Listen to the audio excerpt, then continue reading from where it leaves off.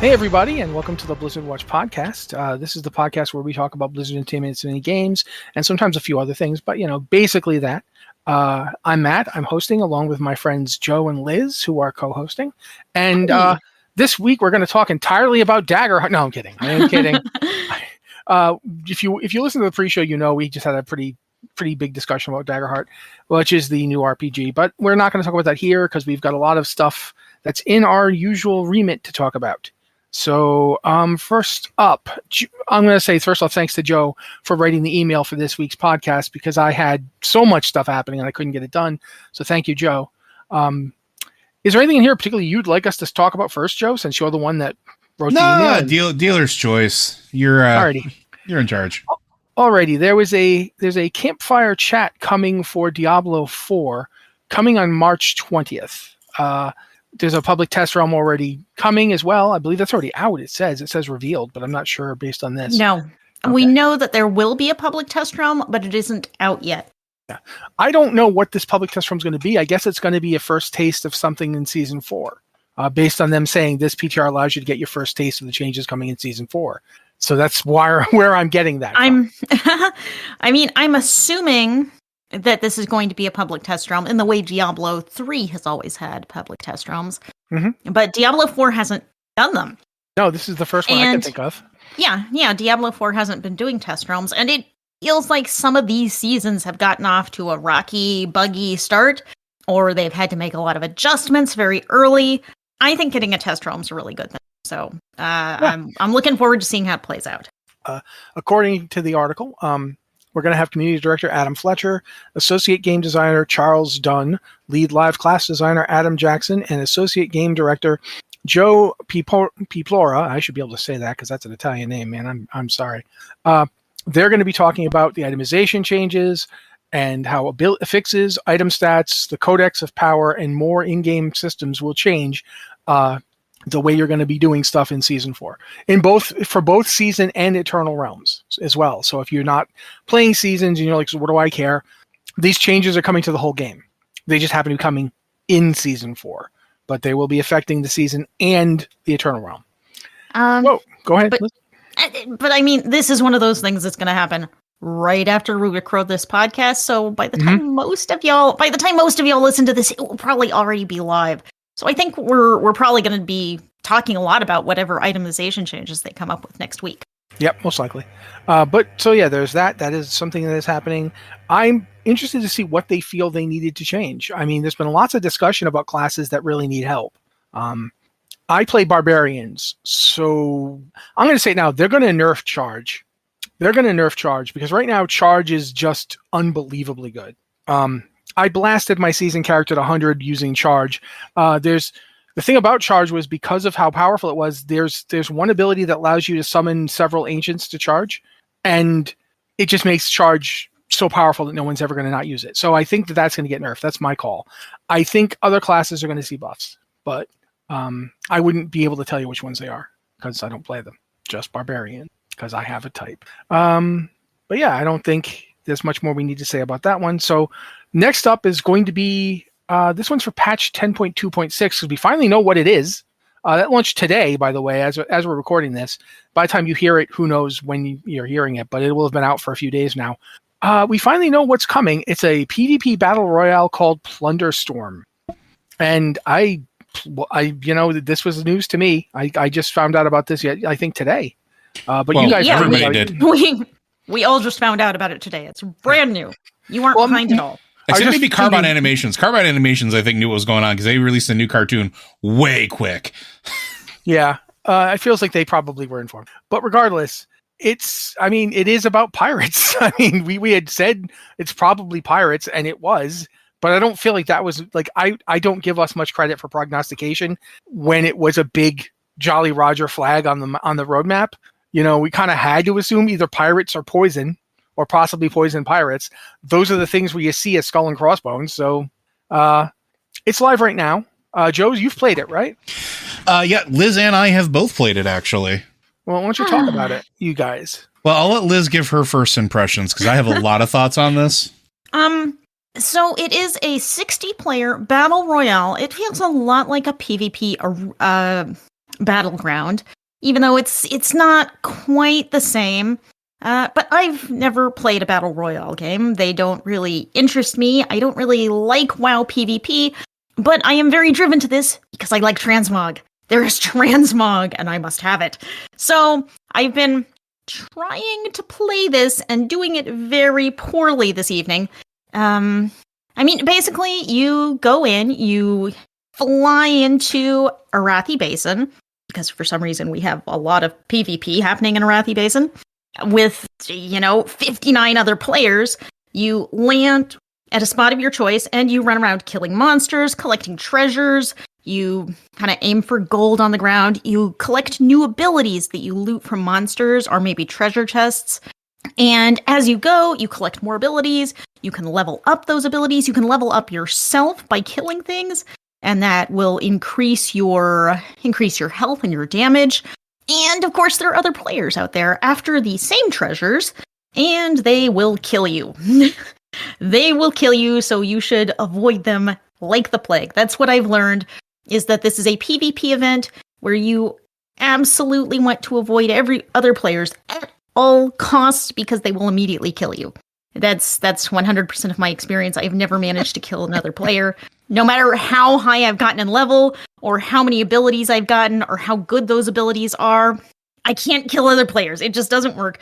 So my advice for this event, log on, go around the edges of the area for as long as you can, looking for monsters to kill and looking for treasure to loot. And if you see another player, run away before they see you, because if they see you, that's usually bad. I should probably step back and say that you are not playing as your character in this. You're playing as kind of a generic pirate, which you can customize, but you don't have any of your class abilities. This is kind of a build your character as you go. You have like an auto attack and a heal button, and everything else you can do, you're going to learn as you play by picking up new abilities as you kill things. It's a really interesting kind of novel game mode, but it feels like a weird fit in WoW. And it feels like the transmog rewards you're getting are going to appeal, mostly to PvE and RP players who are going to be really into having all of these looks. But the gameplay is very much PvP. If you ever run into another player, and eventually you will, because the Plunderstorm, you can't just wander around Alterac Valley. Wait, not Alterac Valley. Arathi Basin forever. Arathi. Does it have the kind of thing that most battle royals have, where the space arena shrinks? Yep. Yes. Okay. I was wondering. There is a literal storm around the zone, and it slowly moves in from all sides. And if you step out into the storm, it will severely damage you. So you want to keep running inward. So my strategy of running around the outside and collecting treasures only works for so long. You will eventually be corralled into the middle where other players will see you and kill you. But I've gotten to rank 8, which is pretty good by avoiding players for literally as long as possible. But it feels like almost PvE is the most effective way to do this, because it is collecting treasure seems to be what gives you the most renown, which is what unlocks rewards. But it's a brand new event, still figuring it out. We're working on some guides on the site, which you will hopefully see this week. So, Joe, you got anything? Yeah, so I love Battle Royales. I've played a lot of them. As a matter of fact, Mitch from the site and I have played a whole heck of a lot of Fortnite together in the olden days, and have claimed many victory royales. And I've played a lot of them. I actually really enjoy just that format in general, but this feels a little weird to me. It's a novel idea, and it's an interesting trying to mix things up. By making sure that your character is not the one that you're porting in, and that is a generic character that you level up inside of the event and match, they sort of eliminate anybody or any balance issues, because they just have to worry about balancing what's in there. Your loadout is everybody's to get the same attack, period. Everybody's got the same attack to start with, and everybody's got a health barrel, which counts as your healing recharge thing on a 30-second cooldown, I believe. And then everybody starts with a barrel, which lets you get away or crash into something for engagement. The main attack switches between a sweeping arc that hits everything in front of you, a kick, which is essentially the rogue kick, so it will interrupt things like if somebody's drinking their healing pot, you can kick them.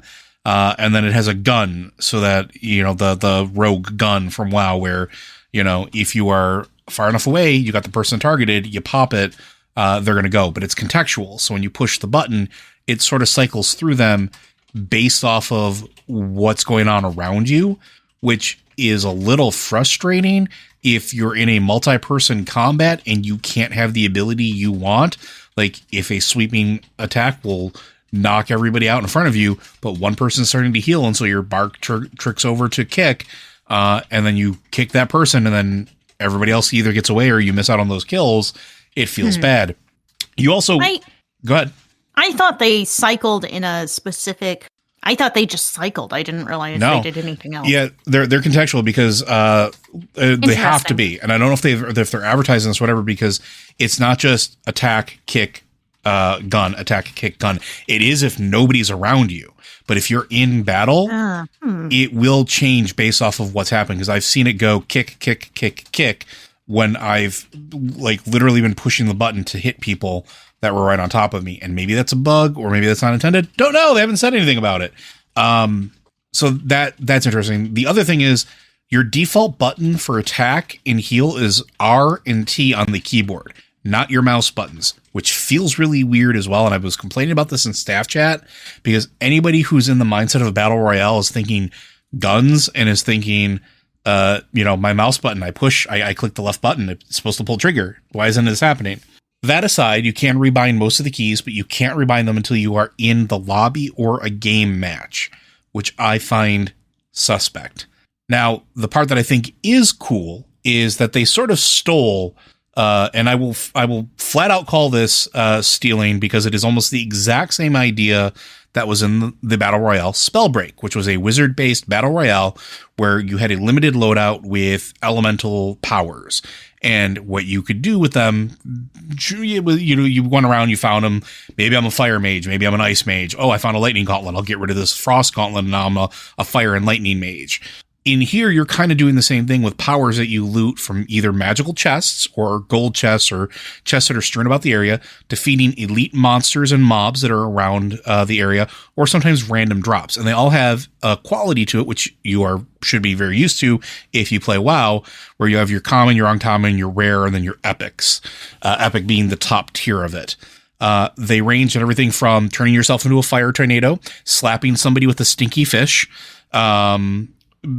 throwing lightning at somebody, throwing a void star reminiscent of the void elves at somebody, summoning an ice storm around you, summoning an electrical arcane storm around you, and so on and so on. I don't think I've seen them all, but you can only have so many of each type, and they're not very clearly labeled, which is a fault of the game, and I think a limitation of the engine. So, but the one thing it will tell you is if something drops and it is an upgrade, it has a giant green arrow on it that points upwards that lets you know that it's an upgrade to what you have. So that's good. But you can customize your loadout. The problem is some of them are better than others. So if you get lucky and get the firestorm early, you can use it to get away from people. You can use it to engage or run through a combat and maybe hit everybody. And if everybody's low, maybe get 2 or 3 kills just by running through somebody. The fish is really, really funny and really, really, not... I don't want to say good, but it doesn't really do a whole lot. It knocks somebody back and does some damage.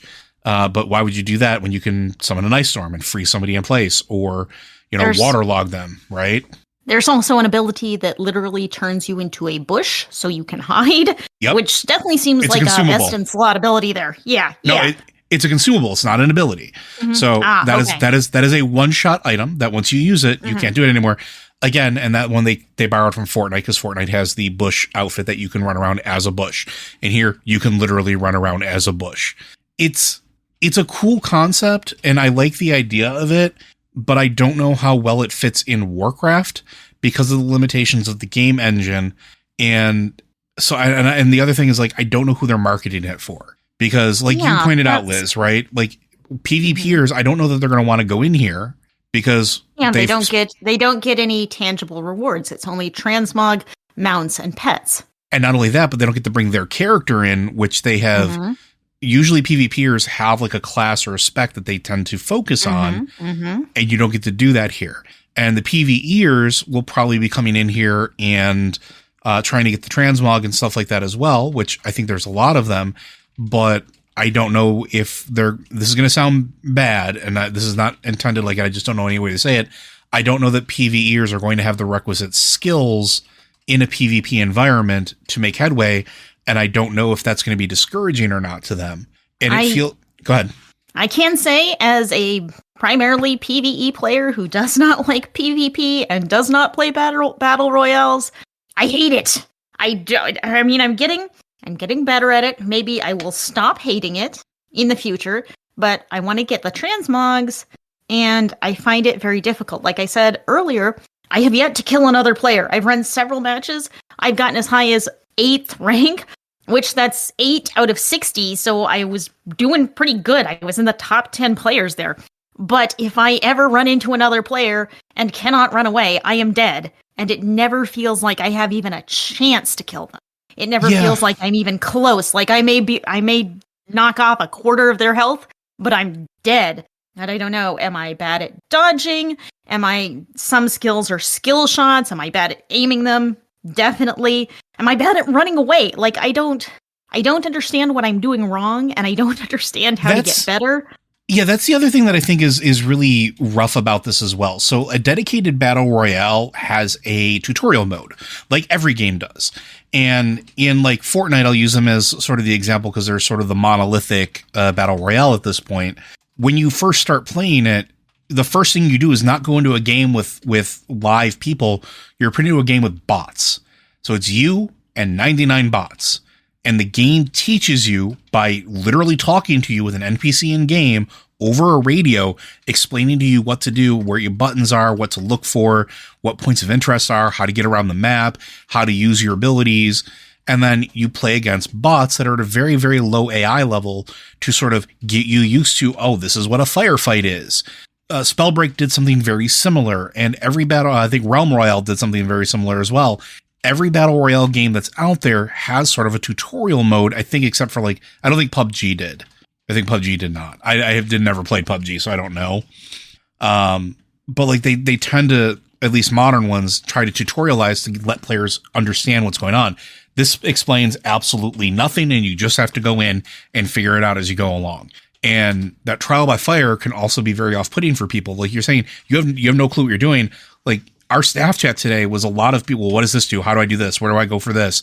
What is this NPC with the thought bubble? What? How do I get my transmogs on? And it does not explain anything. And like I would have. Sorry, go ahead. I still haven't figured out how to collect my transmog. I have no idea. Yeah, and that's the thing. You talk to you get it automatically. Like you don't have to do anything to collect it. You just go talk to. Go ahead. I tried to talk to the guy, and I didn't see anything to claim it. And then I logged onto my main, and it's not there. So I'm just, is it a bug? Do I not understand how any of this works? I don't know. Yeah, and like the thing is, like the transmogs that I'm unlocking in the game I'm seeing them in Plunderstorm. I'm not seeing them in live. So I have no idea if that's intended, if it was a misrepresentation, or if the rewards or if they're not fully working yet, because with this patch, a lot of UI elements and a lot of add-on stuff got broken. Yeah. Like it's weird. Some of the Plunderstorm UI elements are very strange. Like there's not an easy way to see what your renown is. You don't see when you've earned a new renown award. You've got to go, like you can go check, but it's not evident. Like in the main Dragonflight, when you reach a new level of renown, you'll get a pop-up saying, hey, you've reached a new level of renown. Go claim your rewards.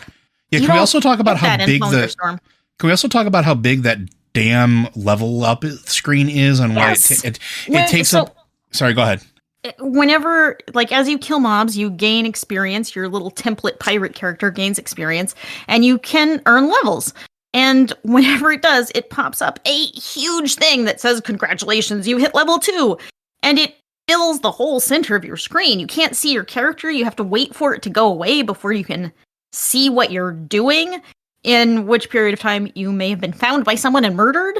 Let me tell you the joy of that popping up in the middle of the screen today in the game that I was playing right before we started recording, where I was 1v3ing people and doing okay. And then the level up thing popped and I couldn't see anybody or target anybody or do anything. So I just had to die. And that was when I got 5th on the thing. And I'm like, well, that could have been a victory. Sweet. I love this UI. This is awesome. Like it could be really, really cool. And like, if they put more dev time into it, which I don't know that they want to, because it's a limited time event. Like, it could be really neat. There's a lot of cool concepts here. I think it's a lot of fun. And the fact that you can do it solo or with a friend, because you can do duos, that's really fun. I'd like to see them put some more time into it and maybe do squads of 3, because I think that's like the perfect number for these types of games. Like Apex Legends. Yeah, I think that's the name of it. It's Apex. I can never remember the suffix to it. The successor for Titanfall at this point, that's Battle Royale. That game's a ton of fun, and you go in there with 3 people, right? Like, God. One thing that's kind of difficult about it is there are no add-ons, which on one hand, okay, they want this to be an even playing field. Even playing field, You kick out the add-ons, but there's also no edit mode. So, like, in the main game, you can hit edit mode and rearrange your interface elements. So, like, you could go in and move that thing that says, hey, you leveled, and you could move it, like, way up to the top of your screen so it didn't cover your character.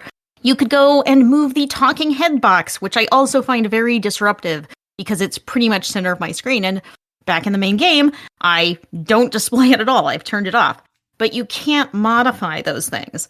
So it's very limited beyond the fact that you can't use add-ons. It's very limited in what you can modify. Like Joe was saying earlier, you can change your keybinds, but you can't bind things to your mouse buttons. So I think there are some things that are very frustrating about this that are completely based on the interface, completely based on a lack of information provided in game about how these things work. Provided in game and out of game, really, because we just don't have a ton of information on how this is supposed to work. Yeah, and I think that's really it, right? Like, it's the lack of information. And I'm not looking for hand-holding on this, but throwing people into the deep end with something like this is a very easy way to turn people off of your very hard work and make them not want to play it. I would like a little hand-holding. I would not object to a little hand-holding so I could figure this out. A little as a treat, just so you know what the hell you're doing. Yeah, because one of the things is I think the PvE stuff is probably the best way to play. But when I first went in, I was like, oh, this is a PvP thing. I need to kill other players. Except every time I run to another player, I die instantly. I don't even have a chance. Like, there's stuff that it doesn't explain to you. Like, when you're coming in, you're flying in on a parrot, and it's like the glider aspect that every Battle Royale does. But it doesn't tell you if you land in a group of mobs, like on top of them, like if you dive bomb onto them, like you're dragon riding, you deal damage to all of them. You can insta-kill a whole gaggle of mobs. And I was talking about this in staff chat. Like, if you hit the right group, or if like you see somebody fighting and like they're gathering a bunch of stuff and cleaving it down, if you land on top of them, you get all that experience. Like, you start most matches, if you can do this, at level 2.5. So, and every time you level up, you get more hit points and you deal more damage. So you want to level up, because if you come into a contact with an elite, or they almost have like public events happen as well, where like random like special mobs will spawn. What was the name of the cash boss in Desaralor, the one that was the giant pile of gold? I can't remember its name. I know who you're talking about, but I want to say the exuberance, and I don't think that was it. Well, Opulence. So there's an opulence mob in the Battle Royale that it's the when it talks about the pieces of hate instead of the pieces of 8, because everything has to be pirate themed and then war themed. It's a public event, and the idea is to sort of gang up on this boss, but it's also PvP, so you can't really coordinate, because if you will hit everybody around you. Your abilities will hit this boss and everybody. So right now, it doesn't really incentivize you to go and kill this thing unless you're super high level when it spawns in, because you can't solo it. I think it's a little bit of a mess. I'm having fun with it, but it's a little bit of a mess. And I've talked a lot about this, and I think I'll stop. But okay, Liz, you got anything else? Liz? I really think we've covered my concerns here. Okay. Like Joe said, it's an interesting game mode, but it feels like an odd fit. And I've got to say that as soon as I heard this thing they'd been teasing, I had pretty low expectations going in. I figured it'd be a little fun thing, but not like anything earth-shattering. And as soon as they announced it was a PvP event, it was just a cloud of disappointment. Because it's not my kind of gameplay. Now, if they were It's to make a just not. standalone battle royale, I'd be all on board for that because they probably be at least give it more time and polish. So if they wanted to do something like that, I would play the heck out of it. But it's interesting to see Blizzard experimenting. It is more. Am I the fun. only one who feels like it's a Hearthstone event? Like 100% the first thing I thought. Sounds like something they do in Hearthstone. Like they go our new Plunderstorm Battle Royale mode, and then like in a few months, we're not doing that anymore.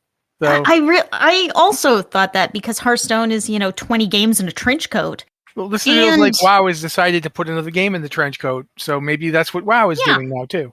I mean, and WoW's kind of already doing that because you have WoW, you have WoW Classic, you have Classic Era Realms, you have Wrath Realms, you have Season of Discovery Realms, you have Hardcore Realms, or you can go play retail.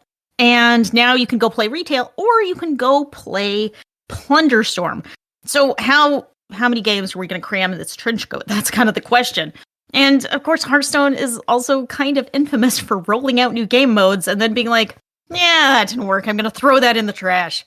Well, yeah, this is temporary, so it does actually kind of already have that feel baked in. So. But while we're talking about World of Warcraft, we probably should move on to talking about, they got some new hero specializations for the War Within revealed this week. A dozen of them were revealed end of last week, I think. But end of last week, yep.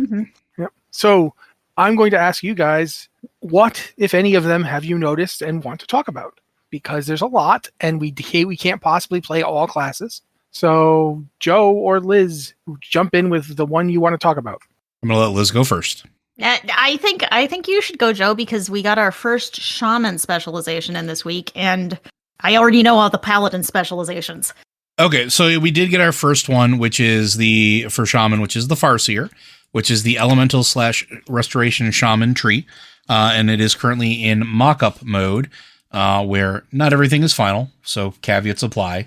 But this is all about calling your ancestors to fight alongside of you. That's sort of the flavor of the Farseer. So for elemental, they help you deal damage. For restoration, they basically come and help you heal more or heal better. I don't really know what else to say about that because that's really all the tree does. I'm going to be a little critical about this. These don't feel special. All of these feel like talents we've had before at some point or another, or powers that were on Azerite armor. The only one that I think is a little bit different is Hydro Bubble, which is a barrier that gets applied to people when you heal them. I like that. Everything else is just healing bonuses or a replacement for Nature Swiftness.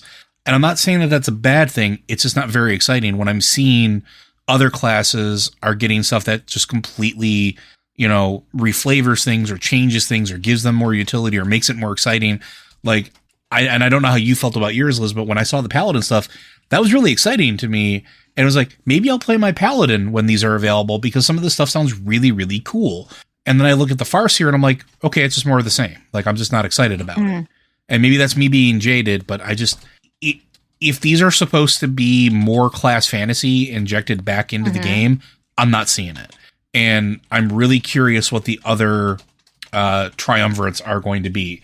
So what's the Stormbringer going to be? Is it just going to be more damage?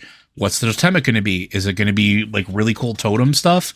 And then, or is it just going to be, as a restoration shaman, I just get more healing totems that do other healing things that make me heal better. So I don't know. I'm curious to see how it evolves, but right now I'm just not excited. It's just more of the same. Seems to be a wide range of varieties, not quite the right word, in these different specs. Like the way they're flavored, the way they work, all of them seem very different. So it doesn't feel like there's some kind of template that they're trying to hit, which is, on one hand, that's good. That lets them make specs that are really unique. But at the same time, it means some of these specs feel like their power levels are vastly different, and some of them feel kind of boring. I know with the Lightsmith Paladin, it has a super cool theme where you're like wielding the power of light to create these buff items on the ground that your fellow party members can use to do more damage or get more defense. On the other hand, that's also a frustrating one because that was one of the first hero specs revealed, and it's for Holy Paladins who have a ton of button bloat already. And they're going in and they're adding a new active ability that you have to target on the ground in the right position near the right member of your party on a spec that feels like it has kind of a high skill cap because you're juggling melee, being in melee sometimes, and you're juggling your mastery heals people more if you're closer to them, but also you can put a beacon of light on them to make that affect the distance of your mastery, but also maybe you don't have the beacon of light talent and you're running beacon of virtue. There's a lot that a holy paladin has to balance, and I have every possible button on my keyboard that I can hit with my two hands. I have them keybound. And it's like, now they're saying, okay, well, you get another active ability. Not only is it targeted, it's targeted at a place on the ground rather than a player. And it cycles between two types of abilities. And I'm seeing this is a lot of extra mental overhead. This is a lot of kind of min-maxing to target it properly. It's a ton of positioning to worry about. So I see that, and I think the theme is really cool. But I think the gameplay is going to be difficult and frustrating to use it well. And so I look at that and I'm like, that's cool. And I'm probably never going to play it unless it gets redesigned to something that I can have more control over and is easier to cast on people. One of the specs that got revealed this week that I am kind of interested in, and it may not be good, it may not be any good, is the Conduit of the Celestials Monk, which is Mistweaver and Windwalker. And what I find interesting about it is that it really leans into the hybridization there. You know, it leans into, okay, your Windwalker can now do some healing, your Mistweaver can now do some damage. Yeah, it has these abilities or changes abilities in ways that, you know, kind of give you some flex where you can go either way. And Warcraft has never done this well, but I really like the idea of a true hybrid. You be one spec, but you can flex in one direction or the other, depending on how you're spec'd. You could be a Windwalker who's doing damage, but maybe you can also kind of lean in and do a little extra healing if your party needs it. So I like the idea. I even, I dragged my old monk over into my current guild, and I'm going to try and find the time somewhere to level it up and give this a try when it comes out. But I'm worried it's not going to be any good because hybrid specs have never been any good. But I think I love the idea of an actual proper hybrid spec. Okay.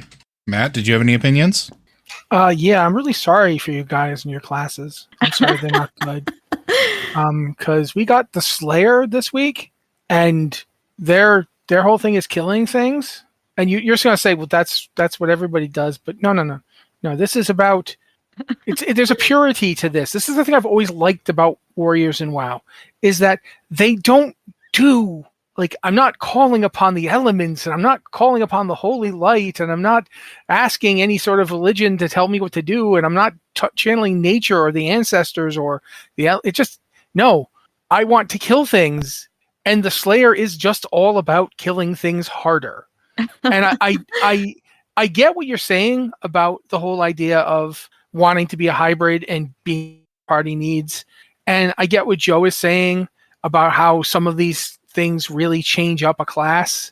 And, meanwhile, the Farseer didn't seem to be really doing that, in his opinion. I don't think the Slayer does anything to change up the class.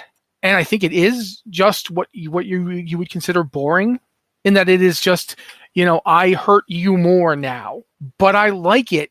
I really like the fact that there's an actual ability called Tunnel Vision, which if you've ever played DPS in World of Warcraft, you've gotten tunnel vision. You're so focused on killing whatever that is that you don't move. You don't, something on fire, but I could just hit him one more time. And I like tunnel vision. Your auto attack speed increases while you are in combat. Changing targets resets this effect. So you don't want to change targets. It's like a talent that rewards you for having terrible habits. Do you have this horrible habit that all melee DPS get? Well, congratulations, you're going to do more damage. Overpower damage increased by 10%. Fury, Bloodthirst damage increased by 10%. That's boring as hell. It's just more damage, and yet, as a warrior, give it to me. I want the more damage. That's all I want. I don't want you to change how my cast plays. I don't want you to make my character have to think more. And that's the thing. Like you're talking about, you already have button bloat lit. Mhm. I think everyone to a degree has button bloat, although I certainly think Yeah, Holy Paladins have more it's- than some. This does Well, not. Go ahead. the really interesting thing about Paladin button bloat is when I'm on Holy, I have just every button. Every button is full. And if I switch to Ret, I have like 6 buttons and that's it. That's it. Yeah, now That's all. looking at this, like everything here is like your attacks have a high chance to overwhelm your target's defenses and trigger a Slayer strike, dealing low damage and applying marked for execution, increasing the damage they take from your next execute by 10%, stacks 3 times. And there's no button to push. That just happens. All the Slayer stuff is this. There's almost no buttons to push that you don't already have. Sudden Death's chance to reset the cooldown of execute and make it usable on any target, regardless of other health, is increased. So again, I'll be hitting execute more, but execute's already on my bar. Death Drive, you heal for 50% of the damage dealt by sudden death. Slay, marked for execution, increases the critical strike chance and critical strike damage of your next execute. It's like, it's all like that. And it's objectively, this doesn't do anything to make you feel different, right? Objectively, this is about as vanilla and boring as it gets, especially considering we have Colossus and Mountain Thane as the other 2 possibilities. Colossus, you basically, all your abilities are about smashing through things and doing ridiculous amounts of, Colossus giant-like power. Mountain Thane is literally, I turn into a big rock guy. And this is, I stab you harder. I should hate this. Objectively, everything Joe said about Farseer is here. And yet, I love it like my own child. Because I don't want I don't want you to change the way Fury plays. If I want to change to Fury, I can go get Mountain Thane. But I want one of these that just lets Arms and Fury do what they're doing anyway and just do it harder. And that's what these do. And I think part of that is just, from the beginning, Warriors have always just wanted to do what we're doing harder. Yeah, that's kind of the class fantasy for Warriors, though, isn't it? So, in a way, the thing that's not great for other classes, because other classes have a lot more breadth, there's a lot more breadth to just about every other class. Like Shaman have all these different things they do. They touch the elements, they touch the spirits, they touch heal, grass. they do damage. Yeah, they literally touch grass. Druids, paladins, monks, even like the pure DPS classes have a lot of variation in what they do. Like, do you summon ice and use that to destroy your enemies? Do you just throw raw arcane power at them, or do you set them on fire? Decisions. Warriors, what do you do? I hit things. What about you, other kind of warrior? I hit things, but I hold this shield up and I hit things with the shield, and I generally just try to keep the things annoyed with me, so they hit me and I hit them and they don't hit anybody else. What about you, guy with 2 weapons? I hit things. I hit things again. Okay, so we all hit things. That's what we do. And I like that one of the 2, like the heroic specializations is all about just hitting things more. Like, I can actually hear like Efli Ermi in the back of my head going, hit him again! Or, as the character I stole a thing from and used in the game recently, we were running a Pathfinder game this weekend, and I used this character. I know Joe recognized it. Killer Croc in that classic Batman the animated series episode where he goes, I hit him with a rock. It was a big rock. Like that.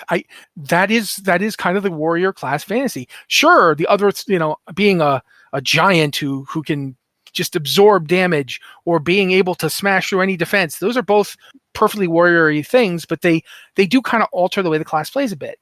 This one doesn't. Like, when you're done with your hero talents for the Slayer, all you're doing is just more. And I love this, and I know that it's boring, and I don't care. I don't want them to try and make it interesting. I don't want them to come up with some cool new mechanic. No, F that. Hit harder. Do more damage to things. Done. We're done. We're out. This is the best preview anything has ever been.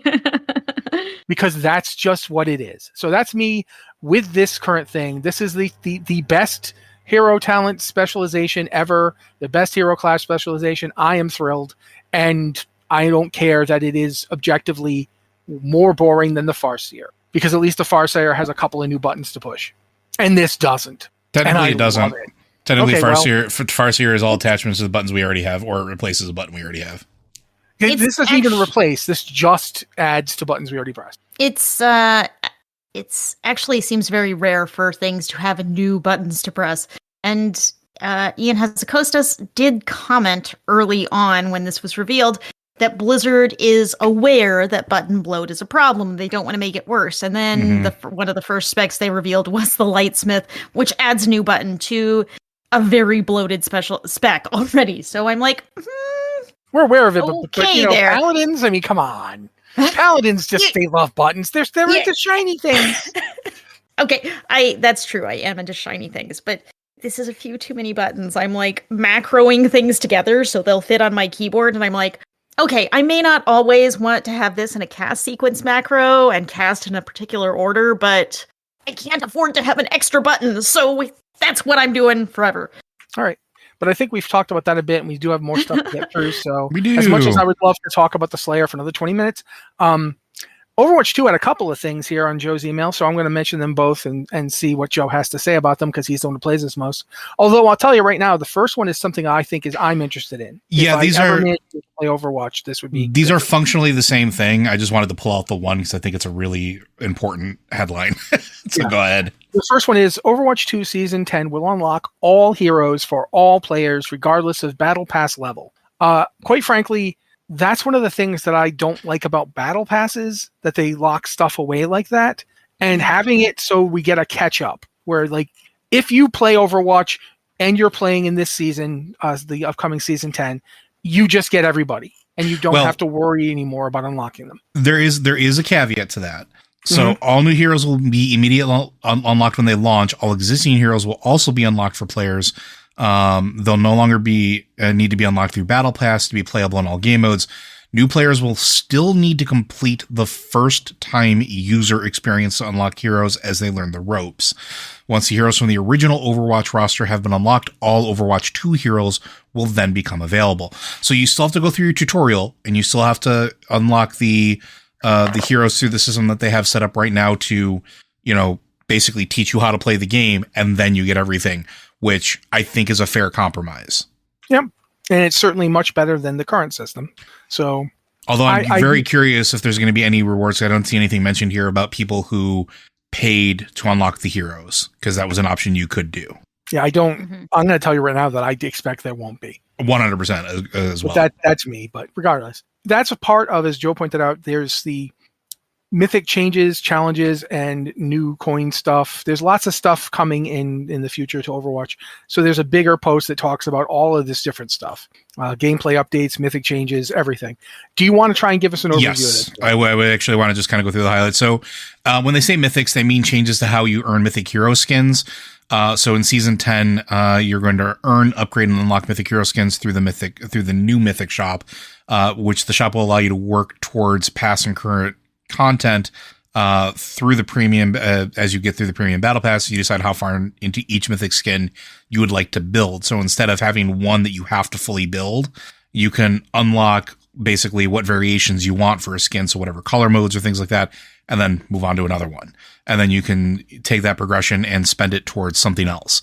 So instead of just having it be as unlocks, the battle pass essentially gives you almost like a currency to spend on those mythic skin upgrades as you see fit, which is actually really, really cool. And there's going to be more information about what that means coming forward when they get closer to Season 10, because I think they're looking for ways to make the premium battle pass more enticing without, almost like they're addressing what we were complaining about. It should be enticing rewards visually and not gaining content behind it or making people feel they have to purchase it. So this seems like they're actually listening, which my mind is blown. Season 10, you will earn coins as you go through free and premium tracks of the battle pass, and you will get them from, it's basically like the tenders, I keep calling them tendies because everybody in the guild calls them tendies. Traders, tenders. Tender. They're kind of like that, and you're going to get weekly challenges that will be more flexible to fit your playstyle, that will reward battle pass XP, and then you can you get more coins, so they're going to increase the number of coins from 540 to 600 coins per season. It's going to make it a little bit easier, and they're looking at ways to sort of like make that more viable for people so they don't feel like it's a slog. It honestly looks like they're doing the thing that I've been complaining about, which is how do you make the game fun again and take the grind out? Thank you. I hope that this is a good sign for things to come. I don't want to get my hopes too high because I've been hurt in the past. Overwatch, you've hurt me bad. Don't hurt me no more, please. There you go. There's your brief overview. Okay. So that, I think overall, the thing to say about that, the thing to take away from it is, number one, it does seem like they are actually listening. And number two, there's a ton of stuff coming that I think is fascinating to see this much developed. Like there's several new maps coming. The Clash mode from BlizzCon 2023 is coming. It's coming this year with 2 maps. So there is stuff coming, and I do think it's interesting that they're trying to change it up and address the concerns that a lot of players, not just Joe, there have been other players complaining. Not that Joe complaining is enough, but regardless, there were other people. So that's all pretty cool and good to know. We do have to talk about Hearthstone a bit because, first off, the anniversary event is extended until March 22nd, which I believe is 4 days from now? Yeah, 4 days from now as we're recording. It's the 19th, so I guess 3 days. But so that's to the end of this week. That's cool. It's basically the event that they've been having this whole time. But Whizbang's Workshop is live now. The current expansion, which is now out. It was the one that we've been talking about for a while. I'm trying to think if there's anything else specific to talk about Hearthstone. Go ahead, Liz. You're a better person than me for this. Go for it. Well, the in-game World of Warcraft event, if you're listening to this live, you have through Friday, and if you are listening to this on Friday, you probably just have a few hours to finish it. It's a really easy event where you just, you go to Valdrakken, and you fly up to a platform kind of above the Emerald Dream Portal, and on the half hour, you go and you kill some things. Whatever, you've got Hearthstone mobs spawn up there every half hour, on the hour, and on the half hour. Kill things, get loot. There's a mount. There's a cute little mouse pet. There is some transmog, including Reno's lucky hat, which it's cool. Who doesn't want a lucky hat? So a rush to get that if you're interested in it's transmog. How can you not be interested in that? And of course, in Hearthstone itself, Whizbang's Workshop is now live, so you can hop on and pick up tons and tons of new cards, and because it's the 10th anniversary of the game, a lot of them are callbacks to previous cards, it's pretty cool. It's pretty cool. The only problem is I personally don't play a lot of constructed Hearthstone these days. I'm mostly playing Battlegrounds, but I think some of these cards are so cool because a lot of them are throwbacks, like Raza the Resealed, which is a reference to Raza the Chained, a very old card which used to just own priests. You were a priest and you owned other people because you'd play Battle Reaper Anduin, and then you'd play Raza the Chained, and you would just use your hero power infinitely to murder your opponent. So if you weren't doing that, if you were on the other side of that, you were very sad. But I think the best card in this set is the Headless Horseman, which is a new Death Knight hero. Death Knight was it's a newer class, and it didn't have a hero card yet. So now you can be a Death Knight and play the Headless Horseman and come back as the Headless Horseman. That's your new hero. And every time you say Death Knight hero, I keep thinking of Jukebox Hero, and it just keeps playing in my head. I'm sorry. He's a Death Knight hero. There's death in his eyes. Well, even the description of the card is like a kind of Headless Horseman. Wow, it's a rhyme. It's battle cry. Destroy the enemy minion with the most attack. Shuffle my head into your deck. You must get it back. It's so you play the Headless Horseman, that's your hero, and then his head gets shuffled into your deck, and you have to fish it out. You've got to go and draw his head out of your deck. So it's fun. It's a fun little thing. But this is kind of the expansion of cards that are fun little things and fun little card backs to 10 years of Hearthstone. So, yes, jump in, do the thing, play the game. That's all I got. Okay, should mention the Twitch drop for WoW right now is the Fathom Pet, which seems to be related to... Go ahead. That's going live on Friday, I believe, actually. So it's not that is correct. Not quite here. Yeah, in a few days, or maybe live as you're listening to this. Yeah, it says March 22nd is on the article. That's my bad. But right now it goes from the March 22nd to April 5th. He's got a crown. He's a janky looking crab with a bunch of stuff on his back, like a crown and treasures and so forth. Like I said, amazing. I feel like he's related to the Plunderstorm, because they even say, weighted down by all of the loot he has plundered, he could share that burden he carries, but it turns out he's a little shellfish. He's the baby version of the glitter clam from Moana. So yeah, that's what we got for the next pet. It's the Fathom pet. It is a little crab. You don't hit him for massive damage. You just have him as a friend, and he has got a bunch of gold and stuff, and he won't be giving you any. So that's him. That's that guy. We are basically we're almost done, and we've just now finished the news. So yeah, we've got. I think we get time for one question. I feel like we can. Yeah, we can try to get one in. Joe selected these this week, so if he stole one from Lore Watch, I don't know what to tell you. Spoilers, I did not. I was like, if Joe stole a question from Lore Watch, what does that mean? But anyway, if you've got a question for the show or any other of the shows we do, we're up to 3. You can send it to podcast@blizzardwatch.com with the subject line podcast of Blizzard Watch if it's intended for this show. Lore Watch if you want it for Lore Watch, or Tavern Watch if you'd like to ask a question for Tavern Watch. Because, we're more happy to answer questions there too. You can also go to our Discord. We've got 2 channels in Discord. There's the Patron Q and Podcast Questions channel, where you can ask your questions. If you're a patron, we do look there first, because it's nice of you guys to make it so that we can keep doing the show. So we like to give you a little bit extra. But if you don't have the money to support us on Patreon, that's understandable. We understand that. You can go to our just Q and Podcast Questions channel and ask your question there, and we do tend to look there as well. Also, I'm going to point out that anything we've talked about on today's show, you can go to our website, blizzardwatch.com. Usually it'll be blizzardwatch.com/Hearthstone or /World of Warcraft or what have you. And we've got a whole bunch of posts. And that's because Liz has been working hard to back up, to update our links on the site and to make it so people can more easily find the topics that are interesting to them. Go ahead. So if you want to read about Hearthstone, it's blizzardwatch.com/Hearthstone. If you want to read about the Plunderstorm, the new World of Warcraft event, blizzardwatch.com/WoW. Your page views help the site. So if you want to read more, please do. We appreciate it. Yeah, just thought we'd throw that out there for you. And now I'm going to find a question that's relatively short so that we can actually even try to answer this thing. Are any of them relatively short? We always talk. Yeah, well, no, I don't know. I don't mean will be short. I just mean that their questions might be. Okay, question for any Blizzard. This is from Ted Sammy.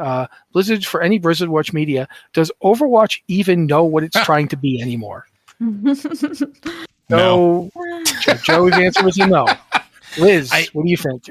I mean, it does feel like it knows what it's trying to be, and it's trying to be a somewhat generic FPS with a battle pass. I mean, it feels a little samey, and one of the great things about Overwatch when it first launched is it had such a great story, and you were intrigued by the story. You wanted to know more about the characters and the locations. And now all of that's just set dressing to the game. They've stopped releasing any story content. They've backed off on doing a story mode. It feels like they know what they're doing, and what they're doing is making a Battle Pass-centric game designed to make you log in and spend money and grind so you can get all the way through the Battle Pass and earn the rewards you already spent money for. And that's kind of sad, because it felt like something that was, a kind of standard FPS game when it launched, but also felt like it had unique features. And I feel like we've dialed down on the things that made Overwatch interesting in favor of pushing a battle pass, in favor of pushing microtransactions. So it's sad. It's sad. Yeah, I agree. Joe, you said no? Yeah, so the reason I'm saying no is a little bit different. I'm not saying that it doesn't have a direction, but I think it's lost its identity. Like, it sort of had its own distinct flavor at the time when team shooters were becoming popular again, and Overwatch dropped, and sort of it was that classic Blizzard right time, right product moment, right? And I understand that they've been working on it beforehand, and the evolution of Overwatch is fascinating to know what it started as and where it got to. And Overwatch 1 was just lightning in a bottle, just like WoW was. And it had a very distinct feel. It had a very distinct identity. But part of that was because of the build up to it and the world building that they did with it. Unlike the other shooters out there, of which there are many, unlike Valorant or unlike I mean, there's so many of them, but they had a story that it presented outside of the game that made the world feel alive and made you, like Liz said, you were invested in these characters.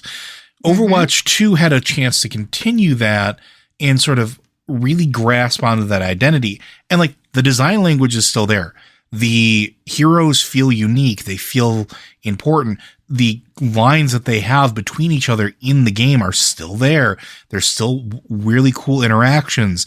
There's like these little tiny pieces of the greatness that it could have still been. But now, like Liz said, it sort of moved away from being this unique thing that drew players in, especially players that, like, let's give Overwatch credit. It drew people in that never played FPSs before into that game. It drew people into PvP FPSs that had never had any intention on doing that. And they sort of just lost it. It doesn't feel like Overwatch anymore. But I feel like it's just beneath the surface and it's just waiting for like one thing. Like they released that video with the new Maui type character, and that was a lot of fun. It was really cool. There was a lot of neat interaction between him and Reaper and Sombra and Doomfist and everything else that was happening there. But besides that, I can't remember the last time they had anything like that. And if they released like that comic book that got canceled, or if they maybe try to do an animated TV thing or like a limited run thing like Arcane did for League of Legends, like I feel like League has more of an identity, knows more of what it is now than Overwatch does, and that's saying something. So, my 2 cents. I'll shut up now. I don't care. I mean, the reason I don't care is because Overwatch decided it didn't want me involved. We've tried not in recent months to harp on the fact that they didn't do the story mode. We've mentioned it a few times, but we haven't really. Back when it first came out, they weren't going to do it. I believe that we had some pretty long periods of time on this show where we would just talk about that.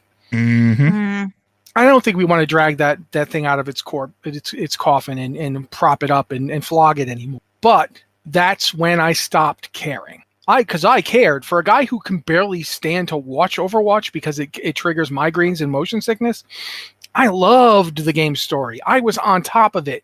We did multiple lore watches talking about the story, and I was always one of the people who would go, hey, but what about this? I loved it. And then they decided, we're going to keep doing what we've been doing, and the thing that you were looking forward because it would allow you finally to be part of it, we're not going to do that. And that's something that they felt they had to do. That's the decision they felt they had to make. I'm not upset with them. Like, I don't think they're bad people. I understand that things change, circumstances change. There's the old codicil of, everything you see in this preview might be different later. That's a part of game development. But I'm also not a robot, except when I'm pretending to be a robot. I don't have the ability to be like excited from the time of BlizzCon 2019 up until recently, I think last year, waiting for this thing, wanting this thing to happen, being invested in this thing, and then being told, we're real sorry, but you're not going to get the thing. And so does Overwatch know what it is? Yeah. But what Overwatch isn't what Overwatch was trying to be. And I think that's a shame, because what it was trying to be was more interesting to me than what it is.